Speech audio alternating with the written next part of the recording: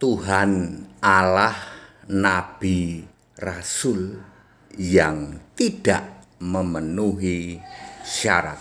Saya Pendeta Henry Tandianta, Master of Bibliology Studies. Bukan cuma Nabi yang tidak memenuhi syarat, bukan cuma Rasul yang tidak memenuhi syarat, tetapi Tuhan dan Allah pun ada yang tidak memenuhi syarat. Bapak HTD pakai standar apa Pak? Standar Alkitab. Jadi saya bicara standar Alkitab. Tuhan, Allah tidak memenuhi syarat, Nabi, Rasul tidak memenuhi syarat ya. Oke. Pertama, Tuhan dan Allah yang tidak memenuhi syarat. Emang syarat Tuhan dan Allah ada berapa Pak HTD? Setidaknya ada 6.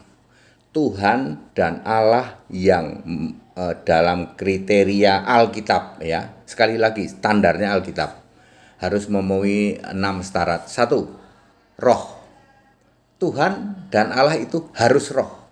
Tidak boleh pribadi, tidak boleh hakikat, tidak boleh entitas, tidak boleh zat, tidak boleh apalagi manifestasi. Tuhan dan Allah harus roh.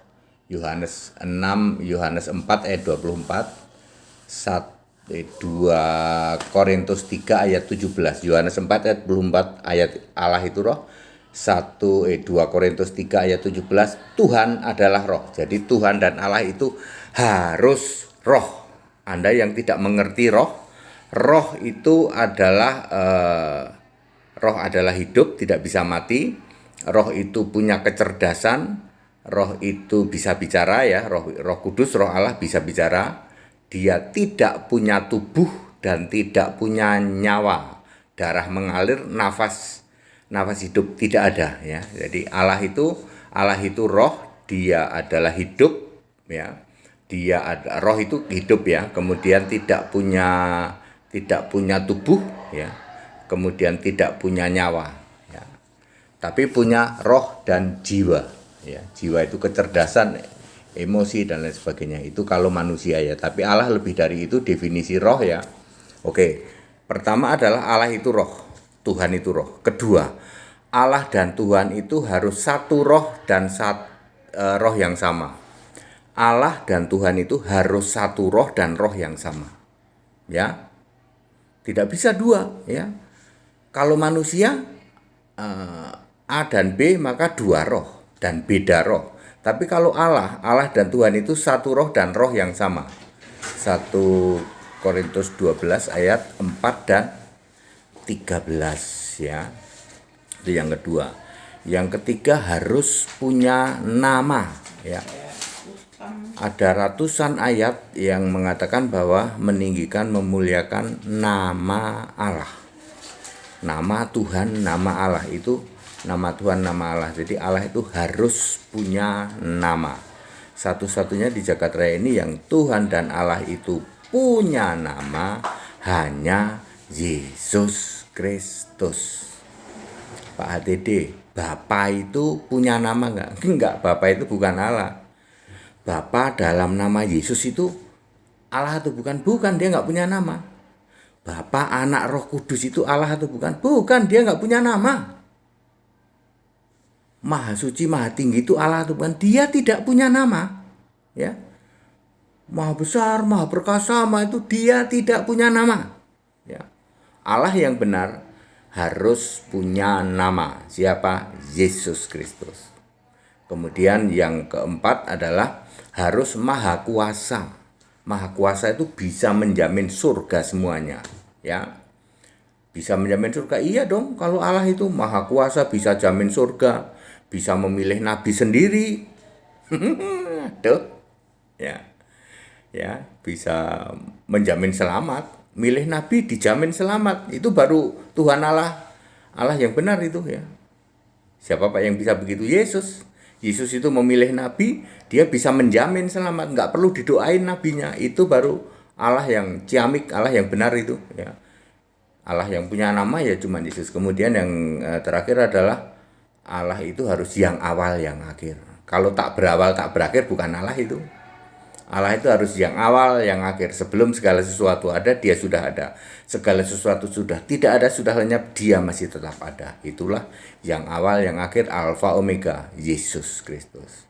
Jadi setidaknya harus memenuhi 6 syarat. Itu Allah yang benar ya. Banyak orang ngaku-ngaku punya Allah tapi tidak memenuhi syarat. Yang paling mudah itu roh. Allah kami bukan roh. Ya sudah, tidak memenuhi syarat. Tapi kami menganggap sebagai Allah, ya silahkan. Saya mau kasih tahu, Allah yang bukan roh. Misalnya dia pribadi, entitas, hakikat, zat, manifestasi, itu bukan Allah. Ya.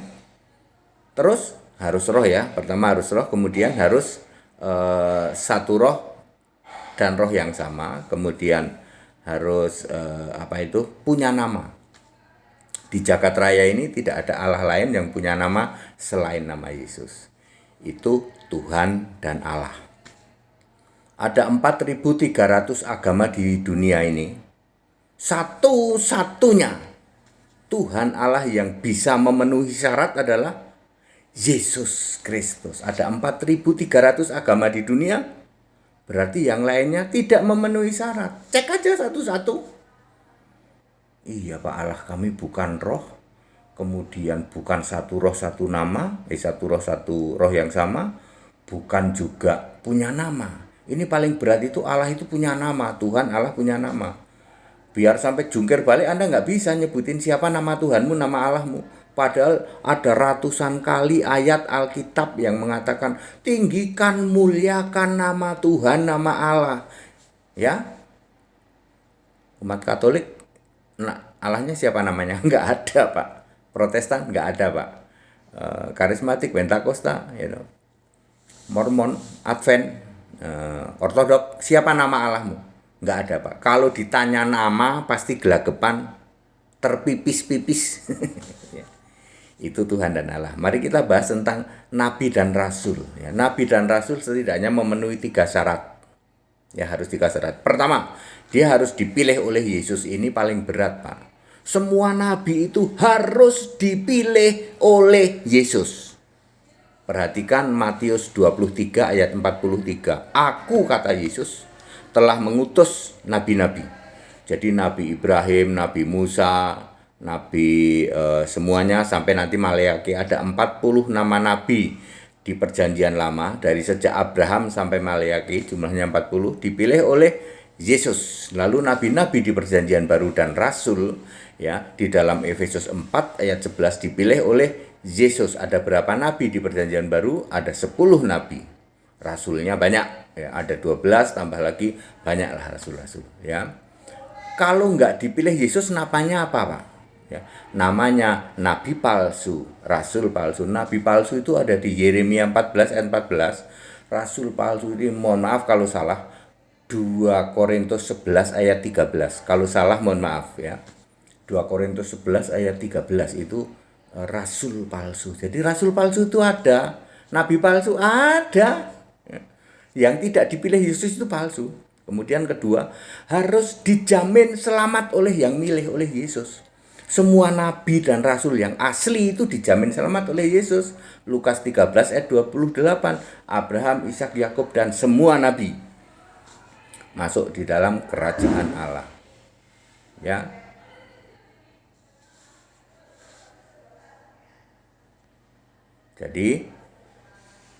Jadi semua nabi itu dijamin selamat.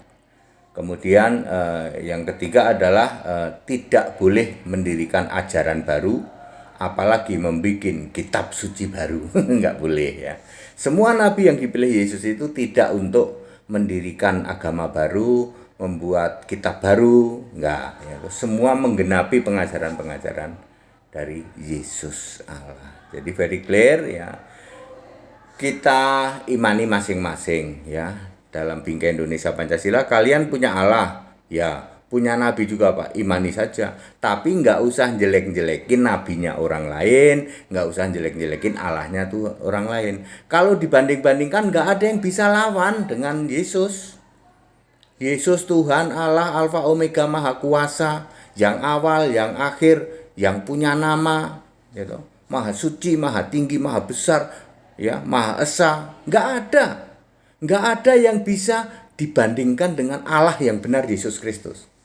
Imani saja Allahmu, imani saja Tuhanmu. Ya. Begitu Anda cek begini, langsung ketahuan, aduh, kok tidak memenuhi syarat. Demikian pula nabi, ya loh. Semua nabi Alkitab perjanjian lama dan perjanjian baru dipilih oleh Yesus. Jadi nggak usah berkoar-koar, nggak usah membanding-bandingkan.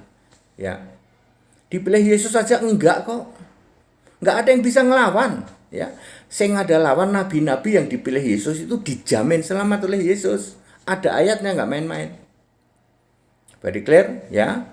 Itu gunanya ya kita menjelaskan dalam bingkai Indonesia Pancasila.